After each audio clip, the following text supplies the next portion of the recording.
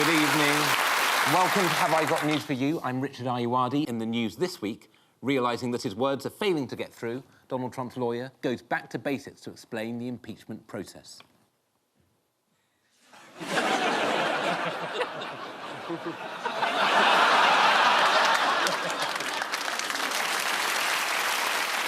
At the funeral of an American watermelon farmer, a video is played showing his final moments. Hi.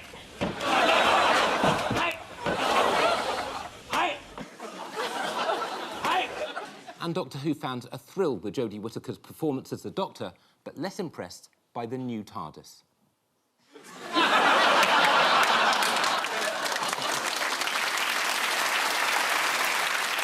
On Ian's team tonight is a comedian who says he constantly worries about everything. It's great to have him here, and he shouldn't panic. I'm sure he locked the front door. Please welcome Jon Richardson.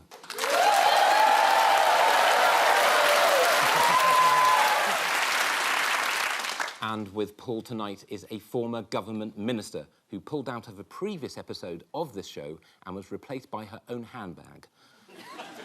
But unfortunately, this week, the handbag has cancelled. So please welcome Nicky Morgan, MP.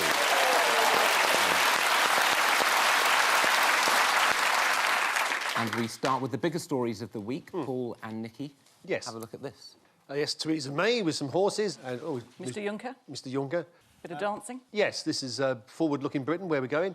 And probably two members of the DUP. It is. There's Mr Gove. There we are. That's how a man dresses when his wife doesn't see him leave the house. So there we are. Yep.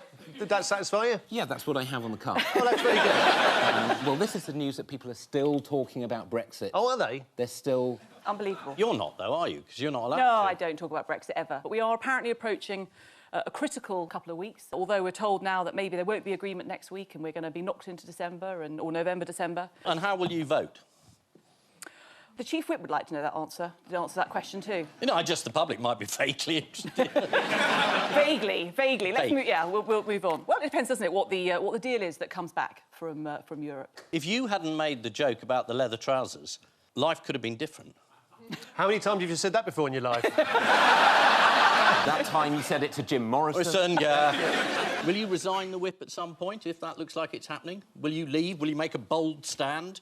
Well, I'm not planning. I'm not going to give away my game plan on all of this at this particular stage. So no, then.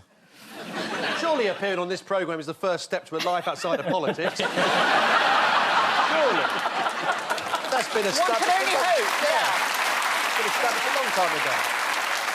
There's a poll this week apparently saying that 60% of people want the government to get on with Brexit. Well, according to a company called Delta Poll, 60% of voters polled agree with the statement, "I no longer care how or when we leave the EU, I just want it all over and done with." Sort of dignitas, isn't it, really? Yeah. When's the appointment? Yeah. What is this order? What do you want? Do you want it over with, or do you want it fought out? Open the box! Take the money! Just glad to see divided Britain in action. That was a second referendum. That was it. What has Jean-Claude Juncker been doing to try and lighten the mood? Mimicking Theresa May's awkward dance steps. That's exactly right. Let's look at it.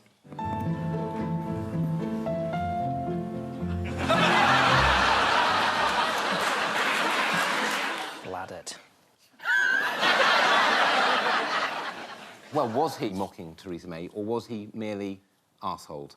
It could be both. Yes, because he doesn't like the British media making jokes about him potentially being drunk. Yes. But what's worrying is if he's permanently drunk and we still can't negotiate anything. Theresa May is apparently going to put pressure on the Cabinet to get them to compromise on an even softer Brexit deal. How will she do that? Haven't the DUP just essentially taken over? Do you want to know how TV funny man and occasional BBC political correspondent Norman Smith explained the situation? I'd love to see it. OK. If you vote down my deal, you could end up with no deal, which would be profoundly damaging for your constituents. So her strategy is to hope at the last minute all these different groups go buck, buck, buck, buck, buck. The Daily Mail, not a newspaper which would try to frighten its readers, No. have been outlining the nightmare scenario Britain faces if we leave the EU without any deal at all. Shall we play a game I've based on this nightmare scenario? Yeah. Called Yeah. Nightmare Scenario. Oh, yeah. I'll give you a thing, and then you tell me what's going to happen to it after a no-deal Brexit. Fine. Fingers on buzzers. Right, I'm ready. I'm up for this. Fuel. Non-existent. None. None at all. Less fuels. We'll be pushing cars and training chickens to push them. Yes. With Norman Smith as the chicken leader, leading them on. Next, medicines. Stockpiled. Yeah. No medicines. No medicine. No medicines. No. What I have on the card is none. None. I'll tell Matt Hancock. OK. Yeah. Power. Power, electricity, Yes. won't be any. None. None. We'll have to rely on breath. Sat-nav. Non-existent. It will not work in Europe, the sat-nav. Oh.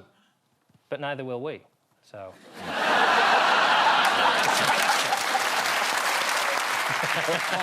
What have Sir John Major and Gordon Brown been teaming up to do? They've both agreed on something. Yes. Ex-Tory Prime Minister and ex-Labour Prime Minister. They've both said universal credit is a disaster that doesn't work, thus putting them in line with the entire British public. They've been criticising the government's proposals, which could see households losing £2,400 a year. Downing Street said no one moving on to universal credit would lose out, and that the nationwide rollout next year would proceed gradually in order to identify difficulties. In the same way that if you're sort of driving towards a brick wall and you accelerate slowly, you gradually become aware of the impending difficulties. The fuel will run out long before you get to the brick wall. Who else was surprisingly critical of the policy? Jeremy Corbyn? I said surprisingly. John Pertwee. It's Esther McVey, the Secretary of State for Work and Pensions. She said yesterday, some people will be worse off. Yes, but she said that Ian Duncan Smith had done a lot of hard work, so it couldn't possibly be wrong. Wasn't he so useless he got sacked as Tory leader? I was at the conference. Can I just say that's my favourite pause so far? What's the Michael Gove dump news? He says that Go on. if you haven't got stuff, you should go to the tip and get it. That is right. In a way, he wants people to be able to buy stuff from rubbish dumps. It is an extraordinary policy, isn't it? we go. Austerity's over, live off a tip. It's already a thing, though. I mean, I don't want to sound like I sit at home all day watching daytime telly, but there's a programme called Money for Nothing where they go to the tip Great and album they as get well. stuff. Yeah, it is. He's just watching telly now that he's not busy. And he's coming up with ideas. What we should do is allow people to buy homes at auction and then do them up over an hour.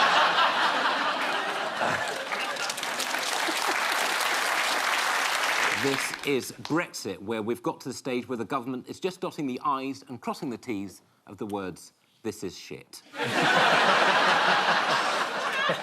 For people who didn't know all the Brexit details, the iNewspaper printed a handy Q&A starting with the question, why is Northern Ireland a problem? Which they explained on pages 2 to 98. Last weekend, Remain campaigners marched their dogs through London calling for a wooferendum.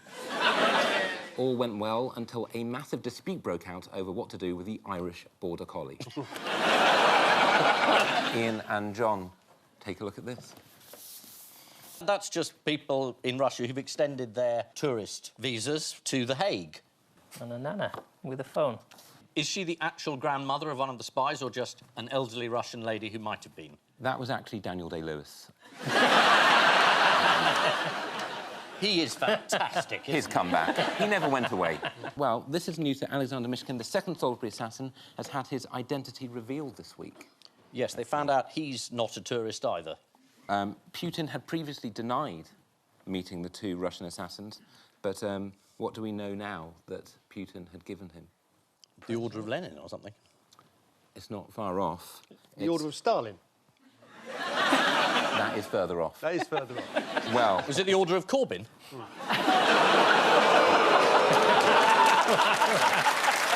I love that. I'm not on Twitter. You're wasting your time. That gesture was the closest I've seen you look to Liam Gallagher. Putin gave Mishkin the Hero of the Russian Federation Award. For services to tourism. How do we know that he received this award? His grandmother That's right. was Yes. so proud of the photograph that she showed it round her hometown. This is true. Mishkin's grandmother has a photograph of President Putin shaking Mishkin's hand and giving him the award. As you say, the picture has been seen by everybody in the village. Where's the grandmother now? Does anyone know? Disappeared, hasn't she? She's on a holiday in Salisbury. She loves cathedrals. Loves cathedrals, yeah. Yes. It's not been a great week for Russian intelligence. How else have they become a laughingstock this week? Well, the 4 of them were caught in The Hague, trying to check up on the weapons inspectorate, the chemical weapons inspectorate, which was looking into the Skripal case. Yes. And they just turned up outside and they were trying to tap into the Wi-Fi. They tried everything, 1, 2, 3, 4. How did they end up being caught? Gove went through their bins. And yet, that is not far from the truth. So, according to the Express, they kept a receipt which showed they had taken a taxi from the GRU office in Moscow to the airport so that they could later claim it back on expenses. And also, they thought ahead and put all of their rubbish in a plastic bag and took it with them. Lovely, very good. But then they accidentally left it all in their hire car. for Michael Gove to discover later. It's like they're being almost deliberately crap now, isn't it? To sort of... All I'm saying is, if this was an episode of Midsummer Murders, this would be about halfway through, and you'd think, well, it can't be them, because there's half an hour left. In the light of all this, where was Putin pictured visiting this week? Wrestling a cow in the mountains. Yes. Good. No. Oh. He was pictured visiting an apple orchard. And to prove that he can make anything look sinister, here he is. I mean, if you want to know the power of a man, look at the expression of another man while he sniffs an apple. That is a man thinking, oh, Christ, I hope he likes that apple. And we also learned this week that in the event of war, British defence chiefs are planning what if Putin launches a military attack on the West? Cyber attack. That's right. Defence chiefs revealed this week that the cyber capabilities allow them to turn out the lights in the Kremlin. Oh, yeah. Let's hope they don't have torches. Let's hope we don't do it during the day. This is the identification of the second Russian Salisbury spy. It's feared that the grandmother is now being interrogated by the Russian security services. Still, nice for her to have some company for a change. According to The Sun, Putin has ordered an investigation into the spy bungle. We can only thank God that Geoffrey from Rainbow died without knowing. And so to round 2, the jigsaw of news. Fingers on Buzzer's teams.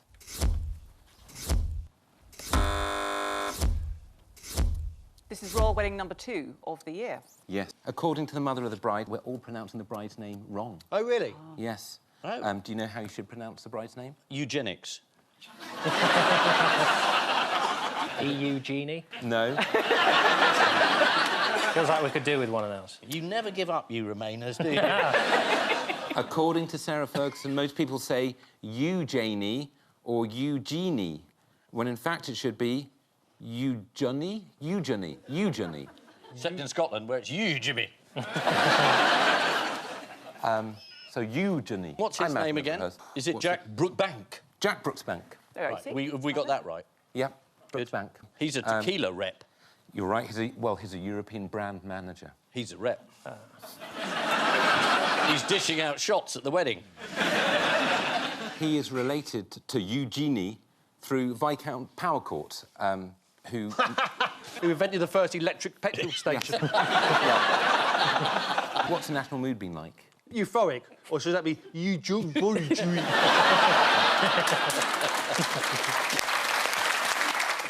People are less than super pumped, seemingly. Yes. One Windsor local, who preferred not to be named, questioned the cost, saying, why does she need to have an open-top carriage ride through the high street when she could have had the whole shebang in her garden? Away from the royal wedding, who's celebrating this week by not having a cake? Oh, the bakers in Northern Ireland. Yes.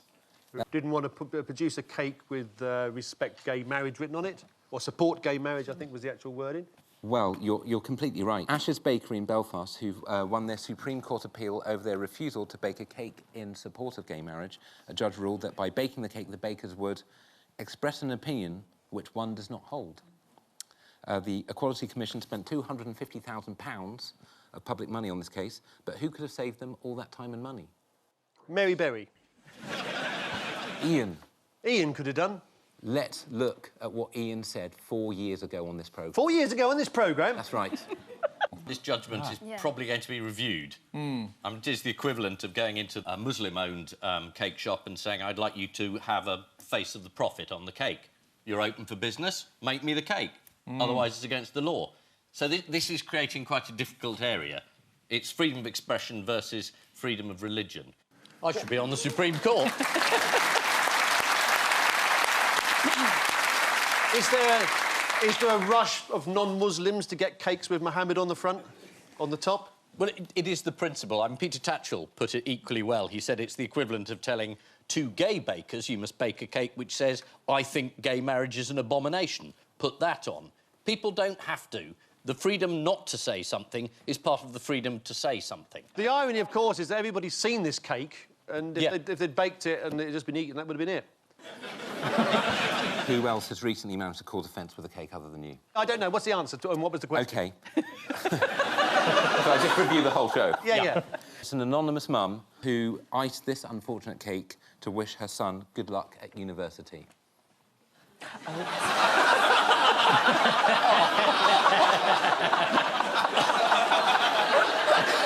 I've always wondered what that little symbol meant. There should really be a comma after luck. Yeah. There was a version of The Sound of Music that was playing at the Sydney Opera House, and a lot of the Australians I knew when I was over there at the time found it very funny because it was a New Zealander playing the head nun. And at one point, her line should have been, what is it you can't face? And they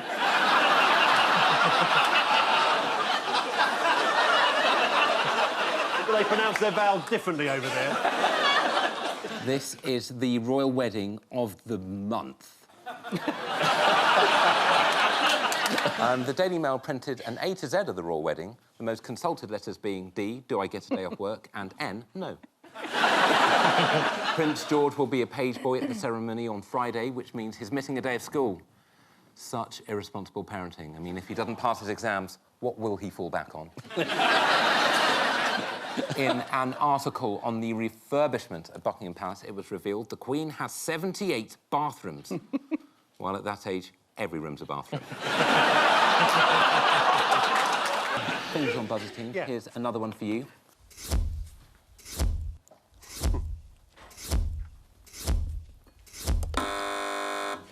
It's the news that James Bond is never going to be a woman, so never going to be played by a female actress. Yes. Maybe both are true. Yes, it is the news that James Bond will never be played by a woman. Who's put the kibosh on a female One Bond? of the producers, is it Barbara Broccoli? Barbara Broccoli. Yep. The long-term Bond producer, Barbara Broccoli, he said, we don't have to turn male characters into women. Adding, he was written as a male character, and I think he'll probably stay as a male character. And Bond is male. He's a male character. I guess he's male, is what she's saying. Was Barbara Broccoli right to rule out a female Bond, what do you think? Well, he is a male character. I'm not sure how this suddenly became news, but, yes, do you know? Well, because the new Doctor Who, Oh, right, yes. of course, is Jodie Whittaker is Yes. playing the new Doctor Who. Very, very brilliantly, I have to say. I thought it was a great first episode. OK. So, oh, look, somebody else probably agrees with me. There we are, you see. It's the first thing that's brought everyone together. So we heal a divided nation. Yes, it yeah, can. Doctor Who. We all unite Sunday evening, sit round and watch the TV. Right. You're two looking quite confused. Did you not watch it? No.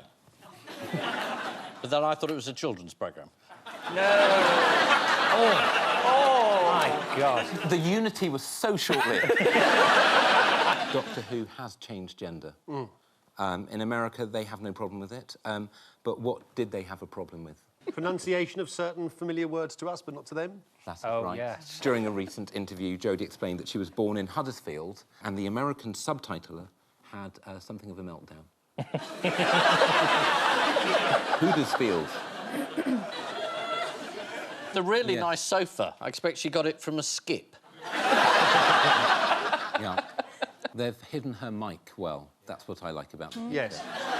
Very glam. That's a sonic screwdriver. Ah, so you have you watched do the watch it. programme. This is the news that there will never be a female James Bond. Some 10 years after his sad death from prescription drugs, it's been revealed that Michael Jackson wanted to play James Bond, which is somewhat tragic, given that his last words were, Doctor, no!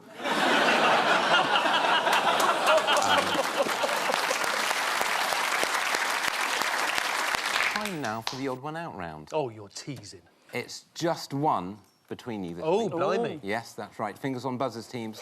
Your four are Banksy, Andy Murray, Thomas Jefferson and Kirsty Allsop. OK, so Banksy had a painting that was at auction this week, and rather brilliantly, it shredded itself once it had been sort of sold, so that sort of people just watched this sort of, you know, this painting just be shredded. And Kirsty Allsop was in the news recently. She had two sons, I think, or two children anyway, who were always on their mobile phones, so she took their phones and just smashed them up. So that's the sort of link, I suppose, is things being destroyed. Yeah. And I think Andy Murray, he dropped a trophy. Did he? Yeah. Okay, so that was an accidental destruction, where certainly Banksy and Kirsty Allsop, they were deliberate acts. And Thomas Jefferson, did he destroy something accidentally or damage something which he damaged deliberately? So that would make Andy Murray the odd one out because it was an accident. It's exactly right. Oh, there we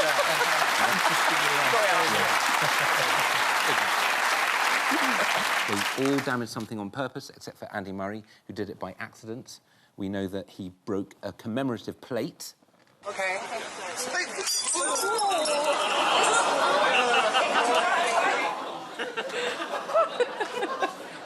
Do you think they had a spare?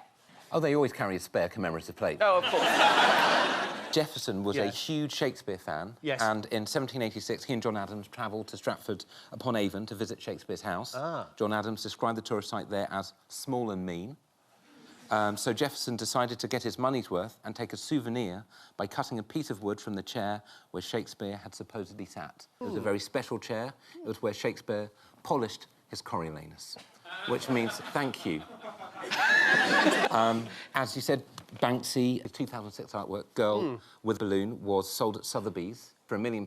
Yes. It was shredded on completion of the sale. Shall we have a look at how that happened? Yes, I pretty saw pleasing. it. I'd be intrigued. And selling for $860,000.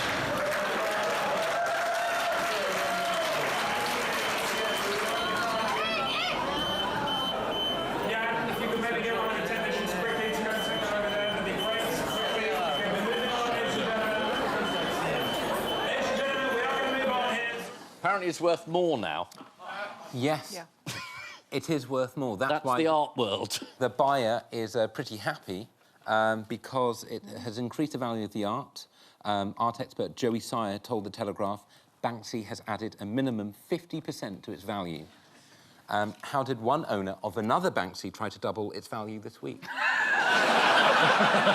It's a leading question. Set fire to it. Shredded it. Shredded it as well. Got a shredder out. Yeah. Hoping to double its value, Oh, dear. he wanted to imitate the artist's actions by slicing strips into his own Banksy print with a Stanley knife.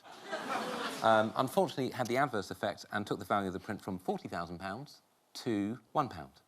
And that's if you chuck the knife in. Yeah. What keeps getting damaged round Keith Tyson's house? Oh, this is the naked woman? Yes, his hedge. Keith Tyson's hedge. Yes. From Sheffield, has cut his hedge into the shape of what he describes as a sexy goddess. Do you know what he's named the hedge? Miranda. It's not far... Gloria. Gloria. Yeah. Gloria. According to Keith, he has to mend the hedge 4 or 5 times a year because drunk passers-by keep jumping on it and pretending to have sex with it. Shall we have a look at Gloria? I mean, you can't blame people, can you? Seems to have varicose veins. I don't want to point them out, but just... The hedge is a fun relaxation, says Keith. It's not my serious work. It just morphed into something as I wanted to make the lady as sexy as possible, which is difficult, as she is just a privet hedge. No, he's totally succeeded in my book. It is the sexiest hedge I've ever seen. Can I say I'm not interested? Good, less of a queue. Time now for the missing words round, which this week features as its guest publication, Stationery Matters. And we start with, what a consequence of visiting the London Stationery Show? Loneliness. I think that's a precondition. A renewed interest in envelopes. Close, a sudden urge to buy more pencils. Pencilitis. Yes, Pencils are good. as if that urge is sudden. Yeah. This is from Stationery Matters, which illustrates the article with this picture of a pristine, empty diary. Here it is. That's Sean Walsh's bookings for the next 18 months. Next, Fiona Bruce on time to read the news, thanks to what? Bobby on the beat sort of rescued her. Yeah. The studio that we were about to use had some technical breakdown, so she had to rush to another studio, and he got her there in time. Yep, police escort.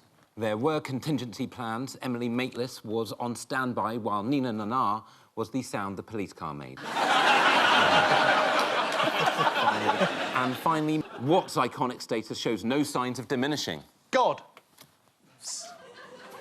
Those pens that are like 4 different colours. And you go like that. You're flipping close. The Parker pen. The Parker pen. That's right. According to Stationery Matters, the Parker 51 remains popular with pen bloggers. Good people who type about how much they love using pens.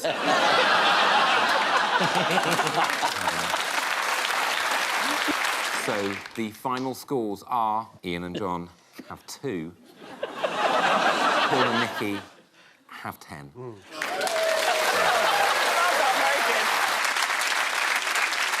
But before we go, there's just time for the caption competition. Who's going to tell him we don't need a boat?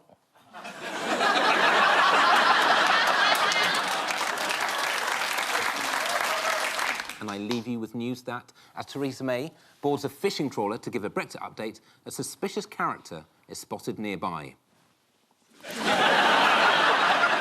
After spending 14 days looking for the rare red-breasted kingfisher, there's disappointment for one birdwatcher when he has to nip to the loo. And in Benidorm, after finally making some progress in some tricky Brexit negotiations, Jean-Claude Juncker has a couple of drinks to celebrate.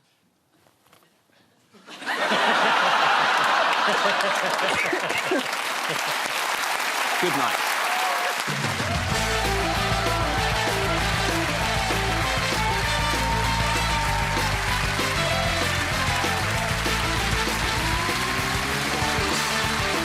A humorous look at the world of online vlogging in BBC Three's Please Like Series 1 and 2 box sets available online now.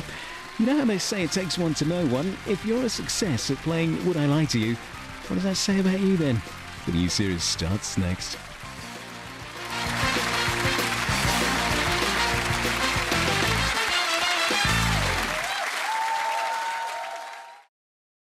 For fact's sake, the show all about everyday people and their amazing facts. Everyday people out, amazing. You just go out there and be anybody but yourself.